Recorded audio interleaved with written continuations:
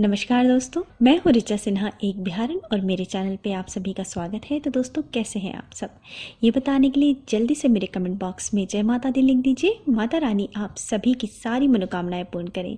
दोस्तों आज हम बात करने वाले हैं आंवले की एकादशी के संबंधित। दोस्तों आंवले की एकादशी क्यों मनाई जाती है, इसका क्या महत्व है, पूजा की विधि क्या है, किन नियमों का पालन करना है, पूजा की कथा क्या है और किन सामग्रियों की आपको ज़रूरत पड़ेगी, इन सब चीज़ों के बारे में हम अपने इस वीडियो में विस्तार पूर्वक बात करेंगे। इससे पहले अगर आपने अभी तक मेरे चैनल को सब्सक्राइब नहीं किया है तो इस प्रकार के तमाम ज्ञानवर्धक जानकारियों के लिए आप मेरे चैनल को सब्सक्राइब कर लीजिए। वीडियो अच्छा लगता है तो लाइक कर दीजिए और फैमिली एंड फ्रेंड्स के साथ शेयर कर दीजिए।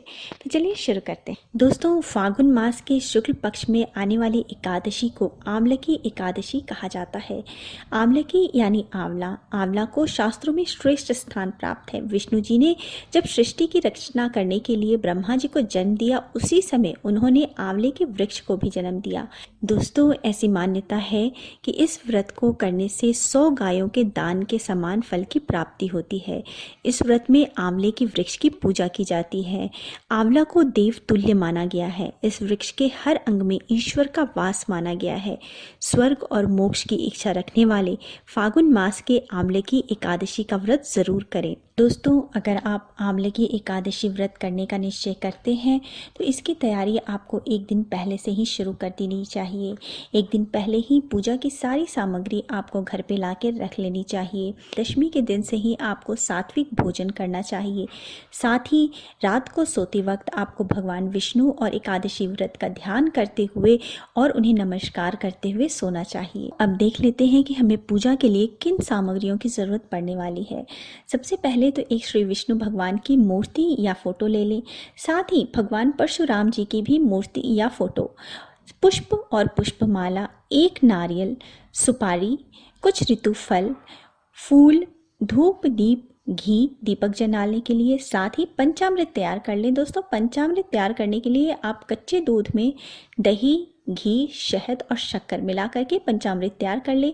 अक्षत लेने हैं आपको। अक्षत के जो दाने हैं चावल के वो टूटे हुए नहीं होने चाहिए, अखंड होने चाहिए। तुलसी के दल ले लें। भगवान विष्णु की पूजा हमेशा तुलसी दल के बिना अधूरी होती है। चंदन, लाल चंदन ले लें। मिष्ठान जो भी उपलब्ध हो वो आप मिष्ठान ले लें। कलश, कलश के लिए एक लोटा ले लें। आम का पल्लव, जौ, तिल। दोस्तों अब जान लेते हैं कि हमें पूजा किस प्रकार करनी है, पूजा की विधि क्या है। दोस्तों जिस दिन एकादशी का व्रत है उस दिन आप प्रातःकाल जल्दी उठें, नित्य कर्म से निवृत्त होकर के स्नान आदि करके स्वच्छ वस्त्र धारण करें। जहां आपको पूजा करनी है उस स्थान को साफ शुद्ध कर लें और वहां पे श्री हरि विष्णु भगवान की एक फोटो या मूर्ति को स्थापित कर लें। मूर्ति के सामने बैठ करके व्रत को करने का संकल्प लें। पूजा करते समय इस प्रकार के बैठे कि आपका मुख उत्तर या पूर्व दिशा की ओर हो।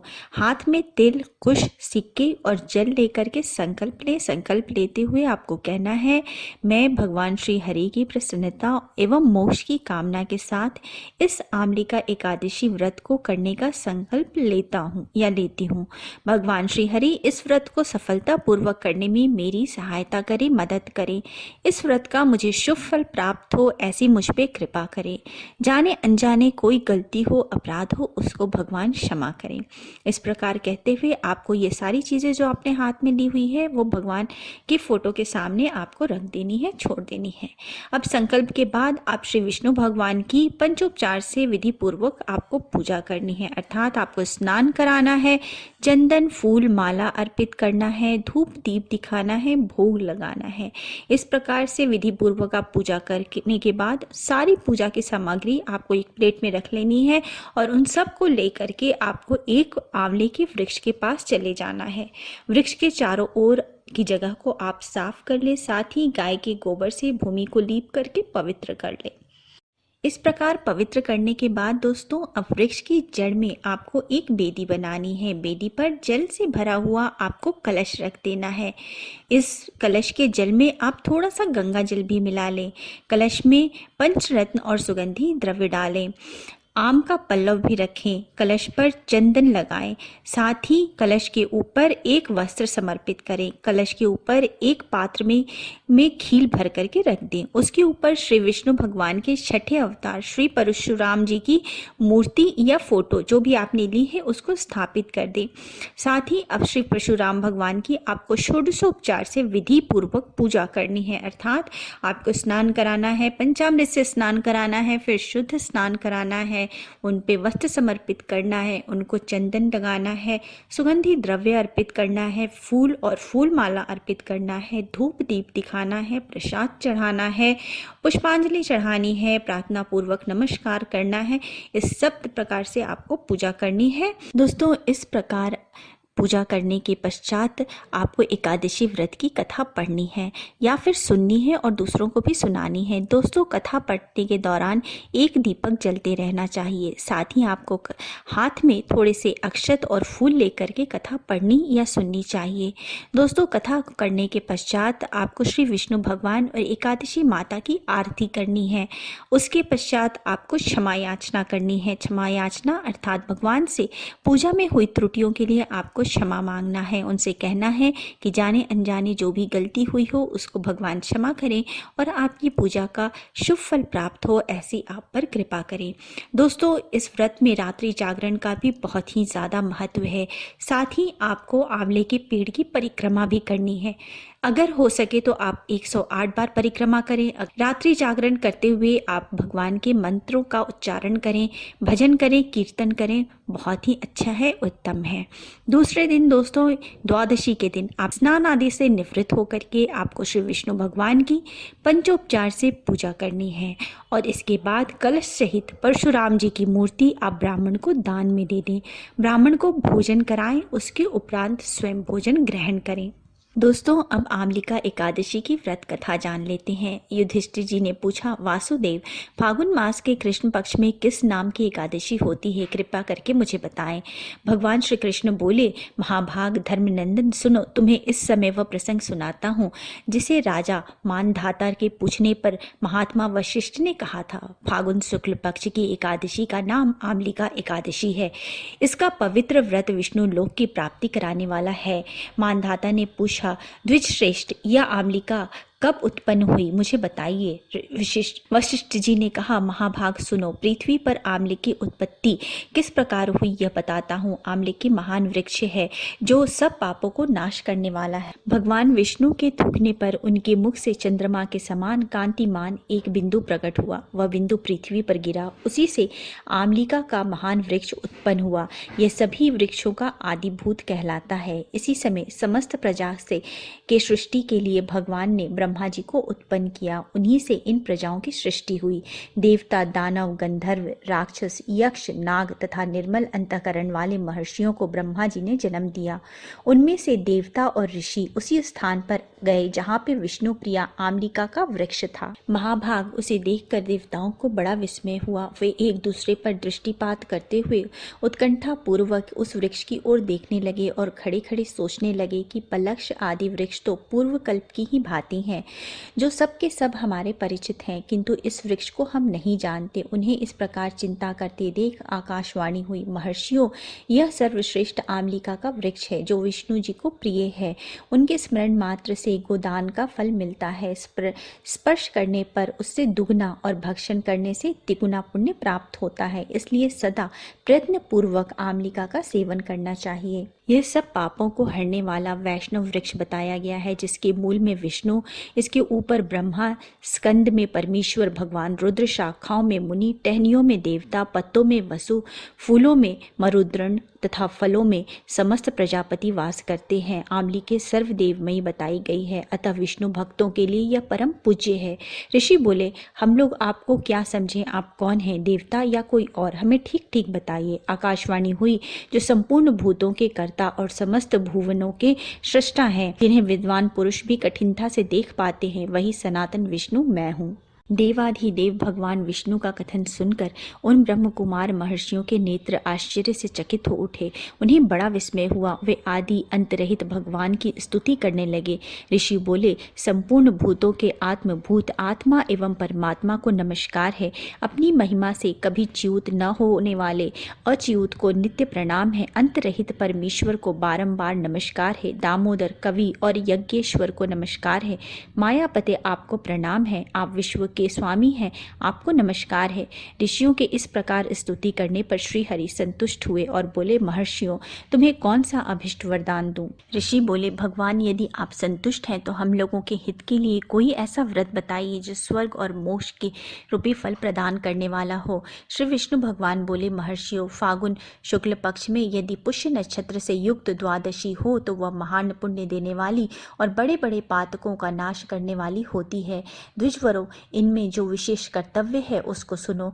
आंवले की या आंवला की एकादशी में आंवले के वृक्ष के पास जाकर वहां रात्रि में जागरण करना चाहिए। इससे मनुष्य सब पापों से छूट जाता है और सहस्त्र गौदानों का फल प्राप्त होता है। विप्रगण, यह व्रतों में उत्तम व्रत है जिसे मैंने तुम लोगों को बताया है। ऋषि बोले, भगवान, इस व्रत की विधि बताएं। यह व्रत कैसे पूर्ण होता है? इसके देवता कौन है? मंत्र क्या है?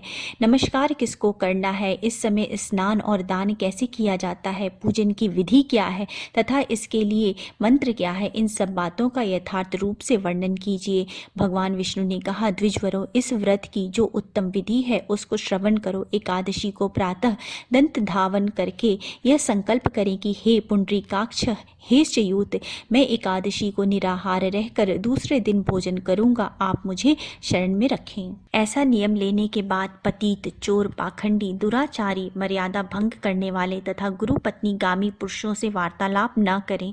अपने मन को वश में रखते हुए नदी में, पोखर में, कुएं पर अथवा घर में ही स्नान करें। स्नान से पहले शरीर पर मिट्टी लगाएं। मिट्टी लगाने का मंत्र है, अश्वकांते रथक्रांते विष्णुक्रांते वसुंधरे मृतिके हर में पापम जम कोट्याम समर्जितम। अर्थात वसुंधरे, तुम्हारे ऊपर अश्व और रथ चला करते हैं तथा वामन अवतार के समय भगवान विष्णु ने भी तुम्हें अपने पैरों से नापा था। मृतिके, मैंने करोड़ों जन्म में जो पाप किए हैं, मेरे उन सब पापों को हर लो। स्नान करते वक्त आपको स्क्रीन पे दिए मंत्र को बोलना है। अगर आप इस मंत्र को नहीं बोल पाते हैं तो आप हिंदी में ही प्रार्थना कर सकते हैं। प्रार्थना करते हुए आपको बोलना है, जल की अधिष्ठात्री देवी माता, तुम संपूर्ण भूतों के लिए जीवन हो, वही जीवन जो स्वेदज अद्भिज जाति के जीवों का भी रक्षक है। तुम रसों की स्वामिनी हो, तुम्हें नमस्कार है। आज मैं संपूर्ण तीर्थों, कुंडों, झरनों, नदियों और देव संबंधी सरोवरों में स्नान कर चुका हूँ। मेरा यह स्नान उक्त सभी स्नानों का फल देने वाला हो। विद्वान पुरुषों को चाहिए कि वह परशुराम जी की प्रतिमा बनाए। प्रतिमा अपने शक्ति और धन के अनुसार एक या आधे मासे स्वर्ण की हो सकती है। स्नान के पश्चात घर आकर पूजा और हवन करें। इसके बाद सब प्रकार की सामग्री लेकर के आंवले के वृक्ष के पास जाएं। वहां वृक्ष के चारों ओर जमीन को साफ कर लें तथा गोबर से लीप करके शुद्ध कर लें। शुद्ध की हुई भूमि में मंत्र पाठ पूर्वक जल से भरे हुए नमीन कलश की स्थापना करें। कलश में पंच रत्न और दिव्य गंध आदि छोड़ दें। श्वेत चंदन से उसको चर्चित करें। कंठ में फूलों की माला पहनाएं। सब प्रकार के धूप की गंध फैलाएं। जलते हुए दीपों की श्रेणी सजाकर रखें। तात्पर्य यह कि सब ओर से सुंदर एवं मनोहर दृश्य उपस्थित करें। पूजा के लिए नवीन छाता, जूता और वस्त्र भी मंगा कर रखें। कलश के ऊपर एक पात्र रखकर उसमें दिव्य खीलों से भर दें। फिर उसके ऊपर सुवर्णमय परशुराम जी की प्रतिमा स्थापित करें। इसके बाद विभिन्न मंत्रों से अंग पूजा करें। विशोकाय नमः से चरणों की पूजा करें। विश्व रूपिणे नमः से दोनों घुटनों की, अग्राय नमः से दोनों जांघों की पूजा करें। दामोदराय नमः से कटी भाग की पूजा करें। पद्मनाभाय नमः से उदर की पूजा करें। चक्रिणे नमः से बाएं बाह की पूजा करें। गदिने नमः से दाएं बाह की पूजा करें। बैकुंठाय नमः से कंठ की पूजा करें। यज्ञ मुखाय नमः से मुख की पूजा करें। विशोक निधे नमः से नासिका की पूजा करें। वासुदेवाय नमः से नेत्रों की की पूजा करें, वामनाय नमः से ललाट की पूजा करें, सर्वात्मने नमः से संपूर्ण यज्ञ अंगों की तथा मस्तक की पूजा करें। तदंतर भक्ति युक्त चित्त से शुद्ध फल के द्वारा देवाधिदेव परशुराम जी को अर्घ प्रदान करें। अर्घ देते हुए आपको जिस मंत्र को बोलना है वो मंत्र मैंने स्क्रीन पे दे दिया है। अगर आप ये मंत्र नहीं बोल पाते हैं तो आपको हिंदी में बोलना है, देवेश्वर जमदग्नि नंदन श्री विष्णु स्वरूप परशुराम जी आपको नमस्कार है, नमस्कार है। आंवले के फल के साथ दिए हुए मेरे इस यह अर्घ आप ग्रहण करें। तदंतर भक्ति पूर्वक चित्त से जागरण करें। नित्य संगीत, वाद्य, धार्मिक उपाख्यान तथा श्री विष्णु संबंधी कथा वार्ता आदि के द्वारा वह रात व्यतीत करें। इसके बाद भगवान विष्णु के नाम लेकर आंवले की वृक्ष की परिक्रमा 108 बार या 28 बार करें। फिर सवेरा होने पर श्री हरि की आरती करें। ब्राह्मणी की पूजा करके वहाँ की सब सामग्री उसे निवेदन कर दें। परशुराम जी का कलश, 2 वस्त्र, जूता आदि सभी वस्तुएं दान कर दें और यह भावना करें कि परशुराम जी के स्वरूप में भगवान विष्णु मुझ पर प्रसन्न हो। तत्पश्चात आंवले का स्पर्श करके उसकी प्रदक्षिणा करें और स्नान करने के बाद विधि पूर्वक ब्राह्मणों को भोजन कराएं। तदंतर कुटुंबियों के साथ बैठकर स्वयं भी भोजन करें। ऐसा करने से जो पुण्य होता है वह सब कहता हूँ, सुनो। संपूर्ण तीर्थों के सेवन से जो पुण्य प्राप्त होता है तथा सब प्रकार के दान देने से जो फल मिलता है वह सब उपयुक्त विधि से पालन करने से सुलभ हो जाता है। समस्त यज्ञों की अपेक्षा भी अधिक फल मिलता है, इसमें तनिक भी संदेह नहीं है। यह व्रत सब व्रतों में उत्तम है जिसका मैंने तुमसे पूरा वर्णन किया है। वशिष्ठ जी कहते हैं, महाराज इतना कहकर देवेश्वर भगवान विष्णु वहीं अंतर ध्यान हो गए। तत्पश्चात उन समस्त महर्षियों ने उक्त व्रत का पूर्ण रूप से पालन किया। नृपश्रेष्ठ, इसी प्रकार तुम्हें भी व्रत का पालन और अनुष्ठान करना चाहिए। बोलो श्री विष्णु भगवान की जय। दोस्तों, मैंने अपने आज की वीडियो में आज आपको अम्बिका एकादशी व्रत की संपूर्ण विधि बताई है, कथा बताई है, नियम बताए हैं। दोस्तों, अगर आपको मेरा ये वीडियो अच्छा लगा है तो इसको लाइक कर दीजिए, फैमिली एंड फ्रेंड्स के साथ शेयर कर दीजिए और मेरे चैनल को सब्सक्राइब करना मत भूलिए। मिलते हैं नेक्स्ट वीडियो में। So thanks for now, bye bye.